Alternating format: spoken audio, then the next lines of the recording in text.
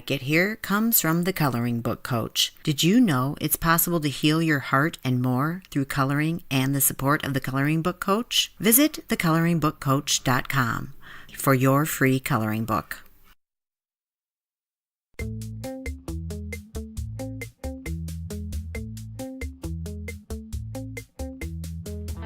What does the IRS, a traveling petting zoo, and an old-fashioned popcorn machine have in common? Really? Not a hell of a lot, unless you're Kari in the spring of 1990. In her first story, she's in what she thinks is big trouble with the IRS, and she's trying to figure that all out when she has a dream, a literal dream, and a strange dream about finding desks in the woods and a strange set of numbers. It's kooky enough that she remembers it when she wakes up and takes some action. In our second story, Kari has another dream, just one night after the first dream. This dream just seems like one of those entertaining but normal nighttime dreams with some fun plot twists and a crazy cast of characters. And she doesn't really give it much thought until what happens later that same day. There's really no explanation for what happens to Kari in our third story. Not much time has passed since the entertaining dream, and now Kari has a premonition while cleaning the popcorn machine at the bar she works at. Why? We don't know, but it was accurate and significant, especially for fans of the 70s and 80s TV show Alice. I do want to mention here that if you haven't listened yet to episode 2, you might want to do that so you can meet all the sisters. This stuff comes naturally to, well, pretty much all of us. Also, stay tuned after Kari's stories for a quick and funny story from our first call-in listener, Tammy, who has her very own How in the Hell Did I Get Here story to share. Did you know that we have a call-in line for you to leave us your How in the Hell Did I Get Here moments? You could be featured on an upcoming show. Call us and leave a short story, 3 minutes or less, at 323-488-3303. That's 323-488-3303. We can't wait to hear from you. This is Kim A. Floden, and you're listening to How in the Hell Did I Get Here? Quick note, today's episode includes swear words.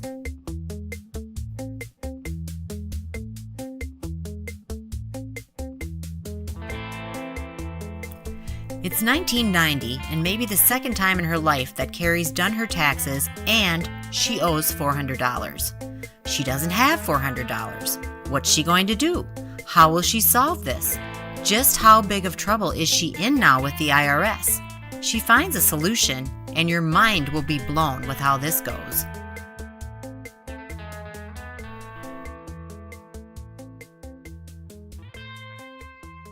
So you're in trouble with the IRS.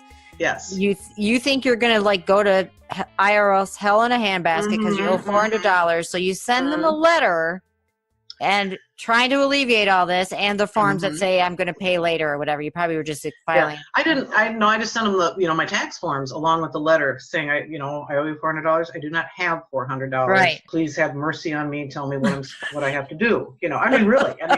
That's the kind of letter you write the IRS. You don't go, listen, you fuckers. No, they don't like that. I don't think they take kindly to that kind of talk. Right. So absolutely terrified. I go to bed that night. I have a dream that I won the daily 3, which is $500. Right. I can remember the dream to this day because it was so weird. In the dream, I had this ticket and the numbers were 855.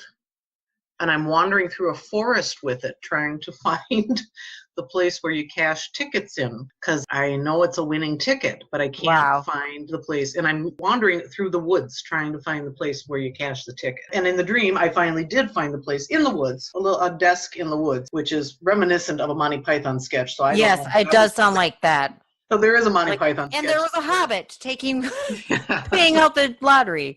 There is where an employment agency is in the woods or something. So in the woods, I got my $500, and that's all. That was the dream. So the next day, I'm like, this dream is so vivid. The numbers are 855. So I figured, what the hell? I'll buy a ticket. And unfortunately, now at that time, I am so broke that I could come up with $1 for a ticket. I couldn't come up with $2 or $3. So I bought the ticket and didn't think anything more of it.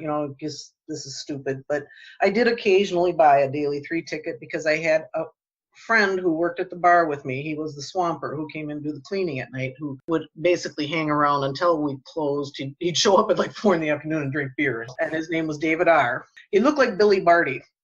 He wasn't a midget person, pardon me, a little person, but he looked like Billy Barty.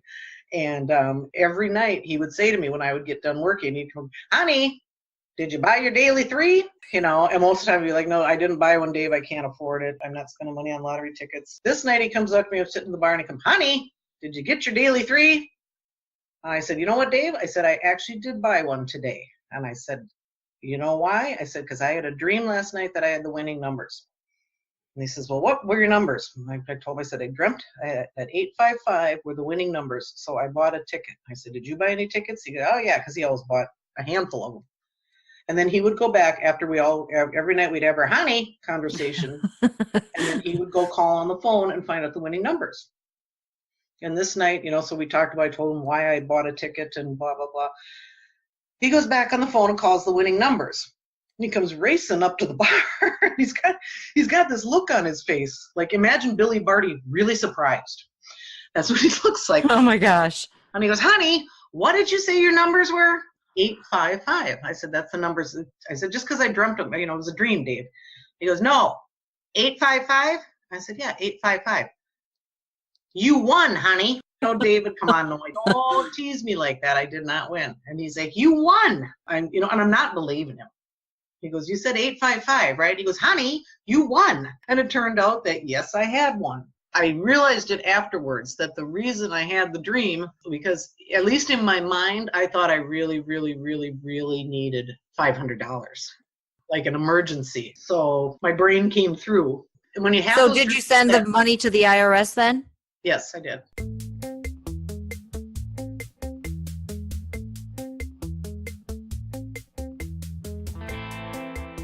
The next night, Kari has another very entertaining dream, complete with a colorful cast of characters and an interesting storyline.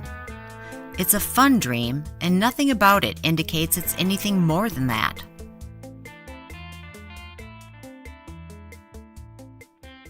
The other funny thing is that whatever triggered this in my head didn't shut off right away. Because I tell you about my dream the next night. That's another dream I had. And this, again, it was as vivid as anything could be. And I remembered it completely and just thought, I'm bananas, because, dreams, you just have weird crap happens in dreams, right? But the next night, my dream was, well, to preface this, I lived at a high-rise condo in downtown Minneapolis, which had a really nice enclosed courtyard, with a pool and tanning areas, trees, grill areas. Beautiful place, right? Mm-hmm. Right downtown. Yeah, it was nice. My buddy Tim was my roommate at the time. I had a dream that in this courtyard we had, a peacock was running around loose. There's a peacock in our courtyard. And it was being chased by like a 15-year-old boy who looked to be Indian or Pakistani, speaking in a different language and with an accent, and trying to catch this peacock. It was his peacock. And he was absolutely beside himself that it was loose and in our courtyard. And there were people down there. And I remember Tim was standing there watching this and laughing, because that's what Tim would do. And this poor kid chasing a peacock all around our courtyard, and all these people getting freaked out or mad at him, and him trying to apologize that he had to catch this peacock. And it's like, okay. And that was basically the extent of the dream, which is weird. And this is a long time ago. At that time, an Indian boy in Minneapolis was about as rare as a peacock. We have the wonderful diversity that is there now. At this point, it's just another crazy and pretty interesting dream. Or is it? Find out after the break. Hey, it's Kim, and thanks so much for listening. And I really hope you're enjoying today's show so far. I'm just popping in to ask you a quick favor, which is to consider helping to support this podcast at Patreon. It's super easy. Just pop over to patreon.com and search for How in the Hell Did I Get Here, or hit the button on our website at howinthehellpodcast.com. What's in it for you? Well, for one thing, you're helping make a dream come true. And what's better than that? Also, we've got some great perks over there for you, including a chance to get to know myself and my sisters with a special slideshow from our lives, ad-free listening, discounts up to 50% off the merch in our fun store, and free coloring books and more. Check it out today. You can choose to support us for as low as $2 a month. Kari knows her roommate Tim will be mightily entertained by this latest dream, and he is, but not in the way she expects. Back to our story. So I'm like, oh God, I got to tell Tim about this one as soon as I see him because this is just ridiculous. It's too freaking weird for words, right?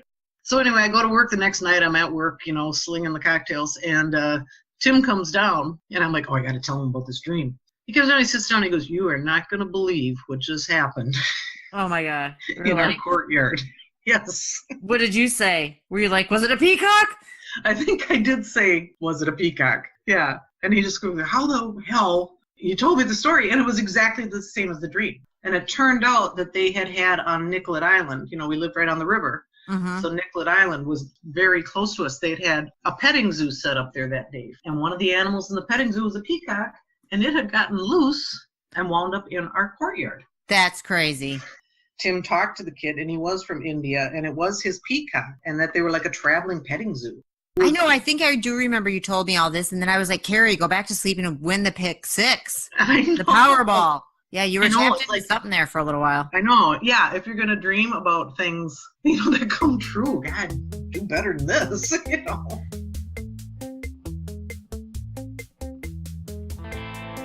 Okay, so now Kari has had 2 dreams that have come true, and so maybe what happens next shouldn't be surprising, really. She really does seem to be tuned in. However, she's not sleeping when she gets this next bit of startling information.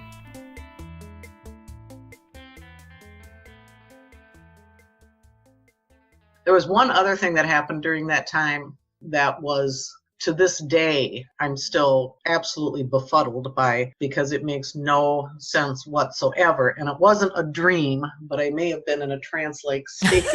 It was another prediction kind of thing. And this is so weird. When I was working at Chesson's, which it was a big place. This was the original Chesson's. It was very big, huge place. It covered the whole block.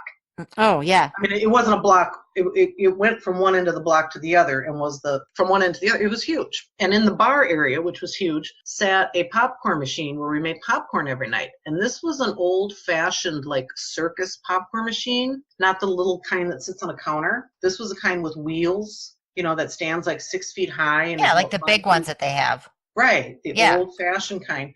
And when I started working there, part of my job was to empty out and clean out the popcorn machine at the end of the night. And I realized pretty quickly that nobody had ever actually done this in a proper way because it was filthy. So I took it upon myself to have a goal to try to get this damn thing clean, get all this built up grease off the inside, which was going to be a long project. So at the end of the night, I would literally encased in this glass room. You didn't crawl into it, but you bent into it where you're encased in this little glass room. And it's like I would just kind of zone out and work on getting this grease scraped off everything. And I would do this every night to little by little get this damn thing clean, which is fascinating. But here's the fun part. I'm doing this one night, and I swear to God this happened, and I still to this day have no idea why. I'm in there in my own little world, getting the popcorn machine cleaned out, and all of a sudden it pops into my head, just as clear as day, in this loud voice, Vic Tayback just died. I don't even know if I know who Vic Tayback is. Nobody knows who he is, but you do know if you think about it for a minute and you go way back in time. Was he on a TV show? The TV series Alice. He was Mel, who owned Mel's Diner. Oh my God. Which, was I don't know even, what was that on, in the 80s, early 80s? I don't know. I don't know anything about that or Vic Tayback or anything, but it was so loud and so insistent in my head that, and to the point where I was like, well, that's really sad. I remember he was on Alice. Oh. And it was it just came out of nowhere. And sure enough, it turned out it was on the news the next day. He had died right about when it popped into my head. What the heck? I know. I mean, what the heckity heck?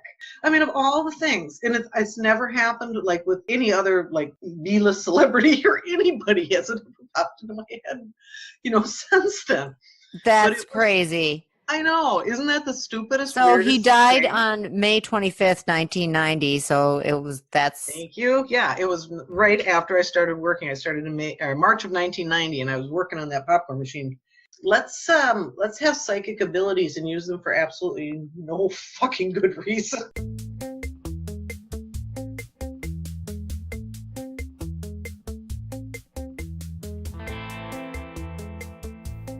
Our last story today comes from our listener Tammy, who experienced and caused a bit of confusion when she innocently shared her love for baking with a stranger. Hi, this is Tammy, and this is my How in the Hell Did I Get Here story.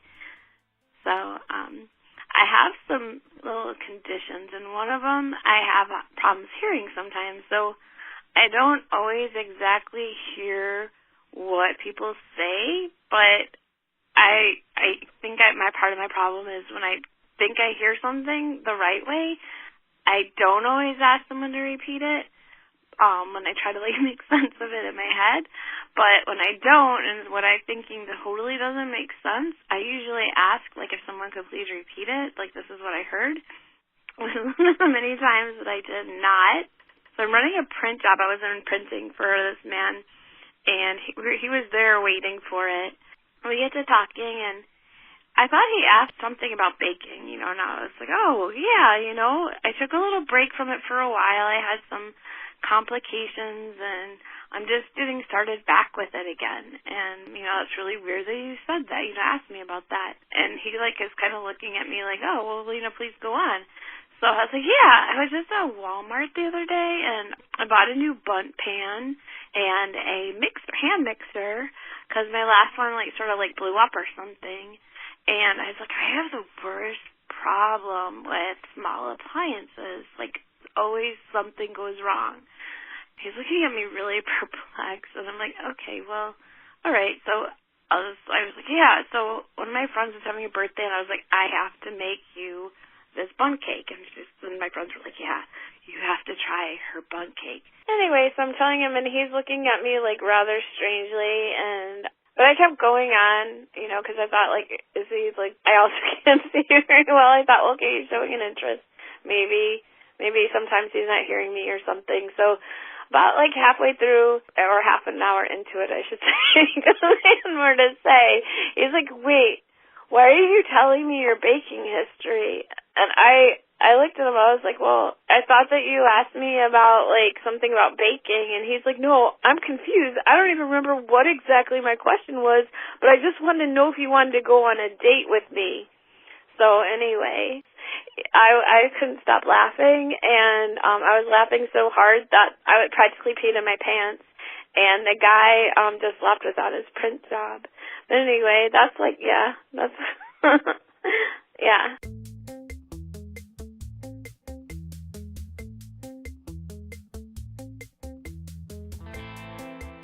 We hope you enjoyed today's show and would love it if you could please rate us and leave us an iTunes review. Shout out here to all of you who have left reviews so far, including our most recent review from Skis Zika.